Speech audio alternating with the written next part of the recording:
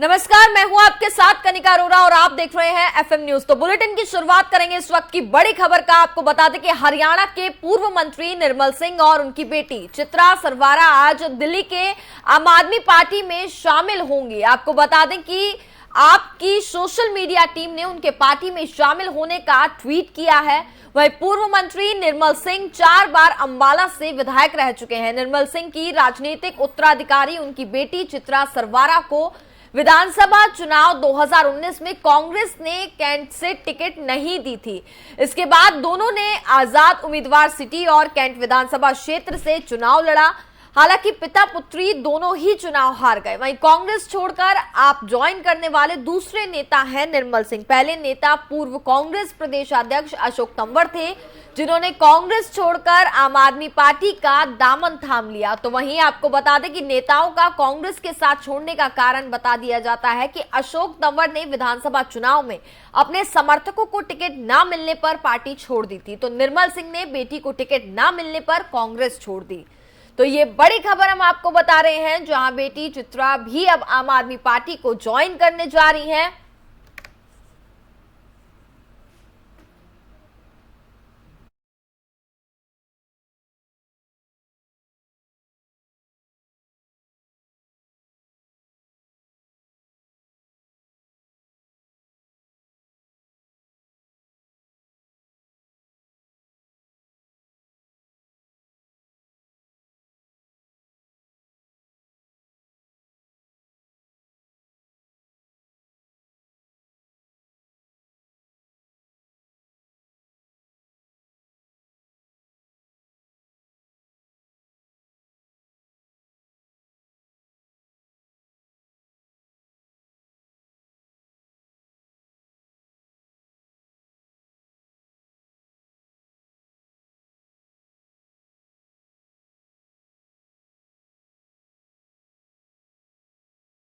हमारे साथ इस खबर पर बातचीत करने के लिए कुलदीप कुमार आम आदमी पार्टी के विधायक हैं, वो इस वक्त जुड़ गए हैं। कुलदीप जी, सबसे पहले आपका एफएम न्यूज में बहुत बहुत स्वागत है। हाँ, धन्यवाद कनिका जी। अब बिल्कुल कुलदीप जी, जानना चाहूंगी आखिरकार क्या कारण है कि कई लोग कांग्रेस पार्टी छोड़ आम आदमी पार्टी में शामिल हो रहे हैं।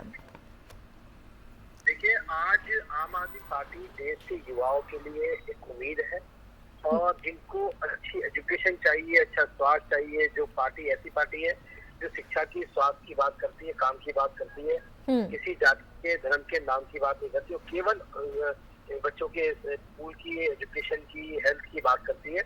और आम आदमी पार्टी आज एक, मैं कहता हूँ कि पूरे देश के अंदर बहुत स्पीड से आम आदमी पार्टी का ग्राफ बढ़ रहा है। और जब से पंजाब की जीत के बाद देश के लोगों में उत्साह है कि नई पार्टी जो शिक्षा और स्वास्थ्य की बात करती है, जो विकास की बात करती है, वो पार्टियां देश भर में जा रही है। और इसलिए आज और पार्टियों से इन लोगों का मोहभंग हो चुका।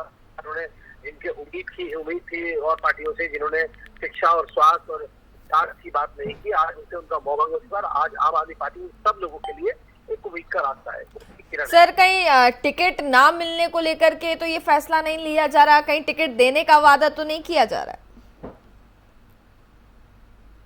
पार्टी में तो जो आता है देश की सेवा करने के लिए आता है, जनता की सेवा करने के लिए आता है। जिसको जनता की सेवा करनी है तो इसके विकास में अपना योगदान देना है, तो देश को बढ़ाना है। वो लोग आज आम आदमी पार्टी साथ आ रहे हैं। और हर पार्टी चुनाव लड़ती है, चुनाव लड़ना हर किसी का काम है, लेकिन आज जो लोग हमारे साथ आ रहे हैं वो देश को आगे बढ़ाने के लिए, देश को मजबूत करने के लिए और देश में नई राजनीति शुरुआत करने के लिए आज आ रहे हैं लोग। बिल्कुल सर, जैसा कि आम आदमी पार्टी व उनकी बेटी भी आम आदमी पार्टी ज्वाइन कर रही हैं, तो अब क्या कुछ प्राथमिकताएं जो हैं वो रहेंगी सर? आज जो ज्वाइन कर रहे हैं उन लोगों को आम आदमी पार्टी के जो विकास का मॉडल है, model of Kejriwal model of governance, उसको आगे बढ़ाएंगे, उसको आगे लेके जाएंगे और जो काम करेंगे। जी बिल्कुल कुलदीप जी, बहुत बहुत शुक्रिया आपका हमारे साथ जुड़ने के लिए।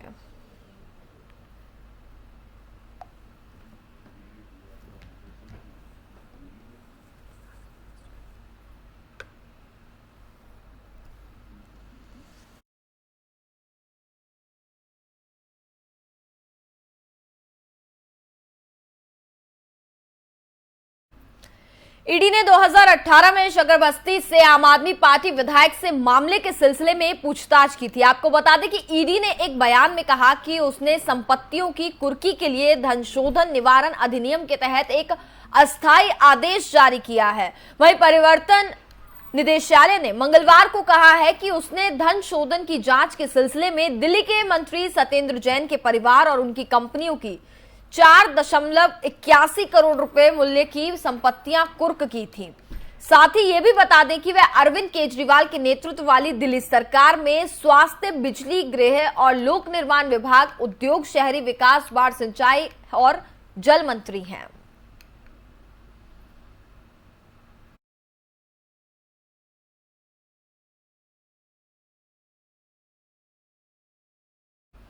आयुष मंत्रालय ने 7 अप्रैल को विश्व स्वास्थ्य दिवस के अवसर पर लालू किले में एक भव्य कार्यक्रम योग महोत्सव का आयोजन किया। योग महोत्सव ने विश्व स्वास्थ्य दिवस 2022 पर एक सामान्य योग प्रोटोकॉल का प्रदर्शन किया। योग कार्यक्रम में भाग लेने वाले मंत्रियों में केंद्रीय मंत्री सर्बानंद सोनोवाल और लोकसभा अध्यक्ष ओम बिरला भी शामिल हुए। वहीं लाल किले पर आयोजित हुए योग उत्सव समारोह में केंद्रीय मंत्री जी किशन रेड्डी भी शामिल हुए। इस दौरान उन्होंने कहा कि योग सभी के लिए फायदेमंद है, इसका रोजाना अभ्यास करना बेहद जरूरी है। न केवल भारत बल्कि ईसाई, इस्लामिक सहित अन्य देश इसके महत्व को इस्लामिक समझ चुके हैं और आज इसे मना रहे हैं।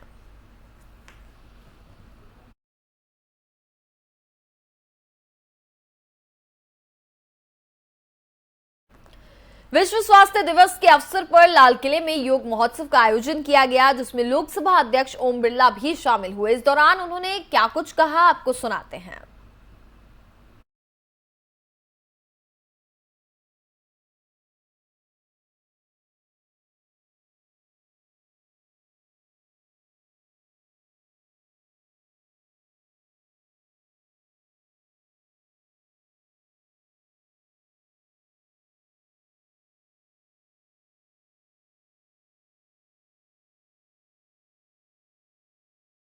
आज योग महोत्सव मनाया जा रहा है। इस अवसर पर आपको बता दें कि लोकसभा अध्यक्ष ओम बिरला भी इसमें शामिल हुए, जिस दौरान उन्होंने योग से जुड़ी कई बातों को सामने रखा। साथ ही उन्होंने ये भी कहा कि योग अपनी डेली जिंदगी में अगर हम बात करें तो बेहद जरूरी है और योग करने से हमारी सेहत भी एकदम सही रहती है। तस्वीरों में आप देख सकते हैं लोकसभा अध्यक्ष ओम बिरला भी योग करते हुए नजर आ रहे हैं। साथ ही तमाम लोग इस कार्यक्रम में आज शामिल हुए।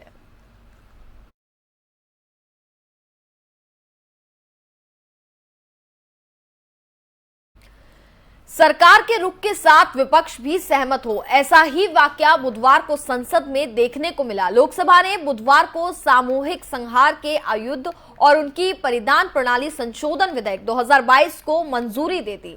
सभी दलों ने पार्टी लाइन से इतर इसे विधेयक का समर्थन किया है। विधेयक पर चर्चा के जवाब में विदेश मंत्री एस जयशंकर ने पाकिस्तान का नाम लिए बिना कहा कि कुछ ऐसे देश हैं जो वित्तीय एफटीएफ के दायित्वों के अनुरूप कार्य एवं नीतियां नहीं अपनाते हैं और उनमें से कुछ देश हमारे काफी पास हैं। जयशंकर ने कहा कि सरकार अपने अंतर्राष्ट्रीय दायित्वों, संयुक्त राष्ट्र सुरक्षा परिषद के प्रस्ताव संख्या 1540, सामूहिक संहार के हथियारों संबंधी 2005 के कानून, वहीं वित्तीय कार्रवाई कार्यबल एफटीएफ की विवेचना एवं अपनी राष्ट्रीय सुरक्षा को ध्यान में रखते हुए सामूहिक संहार के हथियारों एवं उनसे जुड़ी प्रणालियों के प्रसार के वित्त पोषण पर भी रोक लगाने के प्राविधान वाला विधेयक सामने लाई है।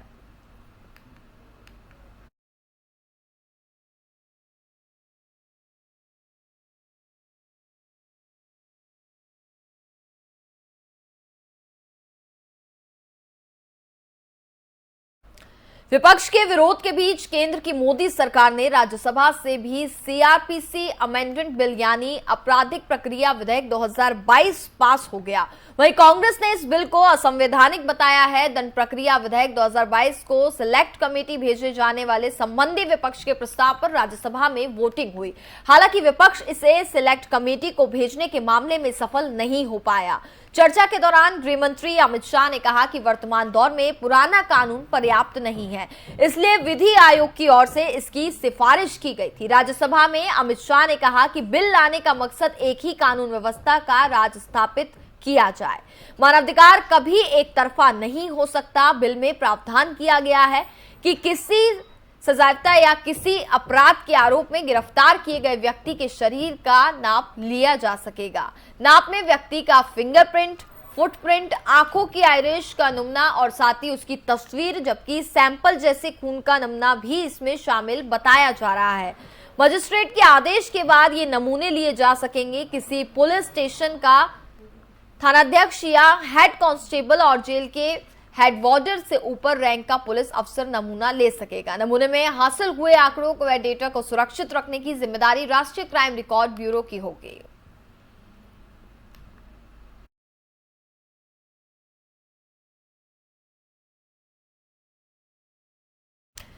खबरों में आगे बढ़ते हैं। जनता को एक बार फिर से महंगाई का झटका लगा है। बीते कुछ दिनों में पेट्रोल डीजल की कीमतों में लगातार उछाल देखा जा रहा है। आपको बता दें कि सीएनजी की भी कई हफ्तों में अगर हम बात करें तो दाम बढ़ गए हैं। वहीं आज भी सीएनजी की कीमतों में लगातार दूसरे दिन एक बड़ा इजाफा हुआ है।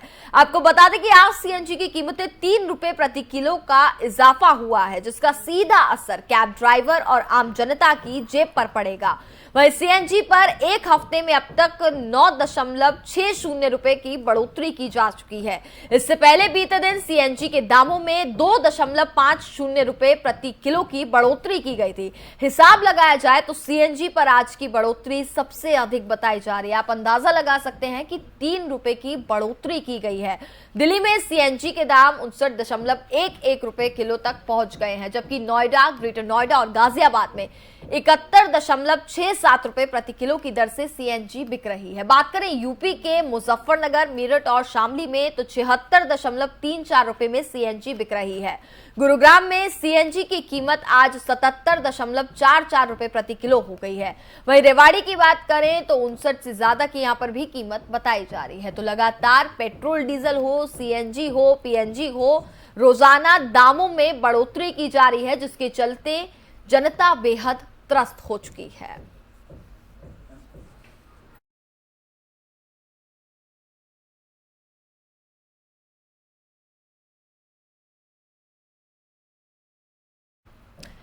बीते 29 मार्च को बादली इलाके में सीवर में टेलीफोन केबल की मरम्मत करते हुए 3 मजदूर फंस गए थे, जिन्हें बचाने के लिए ई रिक्शा चालक सतीश भी सीवर में घुस गया, लेकिन वो अंदर फंस गया और उसकी मौत हो गई। आपको बता दें कि सतीश के परिवार में विधवा मां और पत्नी के अलावा 3 छोटी छोटी बच्चियां हैं।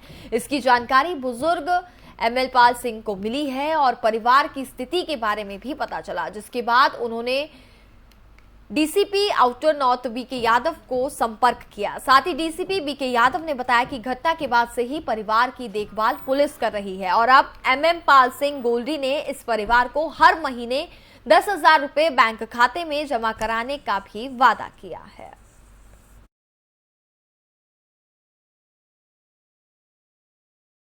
ये सूचना प्राप्त हुई कि एक सीवर के अंदर 3 लोग फंसे हुए हैं और बाद में सूचना प्राप्त हुई कि 4 लोग अंदर फंसे हुए थे। मौके पर पुलिस पहुंची और जाके मालूम हुआ कि 3 अधिकारी थे जो वहाँ पे सफाई के लिए गए हुए थे। कुछ एमटीएनएल का रिपेयर का काम भी चल रहा था, उसके लिए गए हुए थे। और एक व्यक्ति जिनका नाम सतीश था, वो उस कर्मचारी दल का हिस्सा नहीं थे, मगर इसके बावजूद जब कहानी की तड़पने की आवाज़ आई तो उन्होंने स्वतः ही एक ऐसी मिसाल कायम करी जो अनुकरणीय है। वो उस मेनहोल के अंदर उतरे और वहाँ जाके उन्हें रेस्क्यू करने की कोशिश करी। अनफॉर्चुनेटली वो कर पाते, इससे पहले काफ़ी ज़्यादा वहाँ गैस का जमाव था, वो खुद शहीद हो गए। हमें ये ज्ञात हुआ कि उनकी एक इच्छा थी, उनके 3 बच्चे हैं, तीनों बच्चियाँ हैं। एक 2 साल की है, आरवी, दिशा है और कृतिका है। उनकी इच्छा थी कि बच्चियाँ पढ़ाई लिखाई करें और बहुत अच्छी अफसर बने, नाम कमाएं, उनका नाम रोशन करें। दिवंगत आत्मा ने न सिर्फ एक अच्छा काम किया बल्कि एक ऐसी मिसाल कायम करी जो समाज के हर व्यक्ति के लिए अपने आप में प्रेरणा का स्रोत है। हम भाग्यशाली हैं कि ऐसे लोग हमारे बीच मौजूद हैं और इसी को अप्रिशिएट करने के लिए समाज में कई ऐसी सदात्माएँ भी हैं। मेरे साथ बैठे हैं पाल सिंह गोल्डी जी। इन्होंने स्वतः ही जब उनको खबर हुई कि ऐसा इनकी इच्छा थी कि इनकी बच्चियाँ आगे पढ़ लिखें, उन्होंने इतनी बढ़िया मिसाल कायम की है, तो उन्होंने अपने आप ही उन पर अप्रोच किया, बोला मैं कुछ करना चाहता हूँ। हमने उनकी इस बात की सराहना करी और आज हमारे बीच में मौजूद हैं। हमारी छोटी बहन जो उनकी धर्मपत्नी है वो भी यहाँ मौजूद हैं। तीनों बच्चियाँ यहाँ पर हैं और गोल्डी साहब ने बहुत बड़ा काम किया। उन्होंने एक आर्थिक सहायता हर महीने 10,000 रुपये की इनको देने का प्रावधान किया है। इसके अलावा एक मुश्त राशि भी देने का प्रावधान किया है।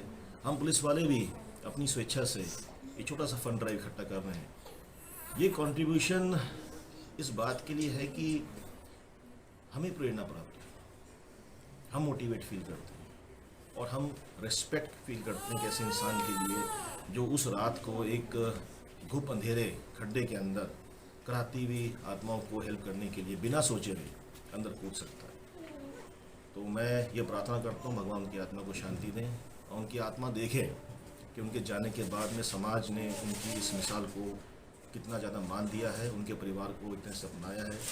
ये अकेले नहीं, उनके साथ हम लोग खड़े हुए हैं। और दिल्ली के पीड़ागढ़ी इलाके में 3 स्कूली छात्राओं को स्कूल जाते हुए ट्रक ने कुचल दिया। आपको बता दें कि एक छात्रा की मौके पर ही दर्दनाक मौत हो गई, जबकि 2 छात्रियों की बात करें तो उनकी हालत अभी भी काफी ज्यादा गंभीर बताई जा रही है। वहीं स्थानीय लोगों ने हादसे के बाद सड़क पर जमकर हंगामा किया। इसके साथ ही आपको बता दें कि पुलिस ने ट्रक को जब्त करके आरोपी ट्रक चालक को गिरफ्तार भी कर लिया है, जबकि कार सवार मौके से फिलहाल फरार बताए जा रहे हैं। पुलिस आगे मामले की जांच पड़ताल में जुटी हुई है। बस ने कुचल दिया जिसमें एक बच्ची की दर्दनाक मौत हो गई और फिलहाल 2 जो बच्चियां बताई जा रही हैं उनकी हालत अभी भी काफी ज्यादा गंभीर बनी हुई है।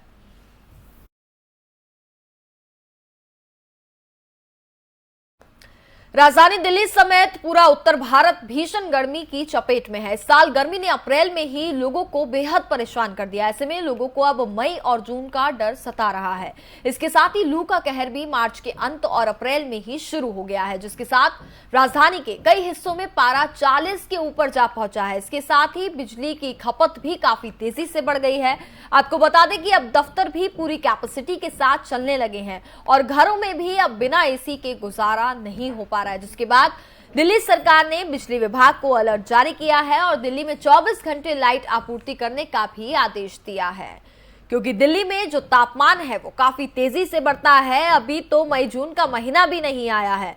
अप्रैल के शुरुआत में ही आप अंदाजा लगा सकते हैं कि 40 के ऊपर टेम्परेचर बताया जा रहा है, यानी कितनी ज्यादा गर्मी पड़ रही है, जिसके चलते बिजली की खपत भी जो है वो काफी ज्यादा बढ़ गई है। बिना एसी के गुजारा नहीं हो पा रहा है, जिसके चलते लोगों को कई परेशानियों का सामना भी करना पड़ रहा है।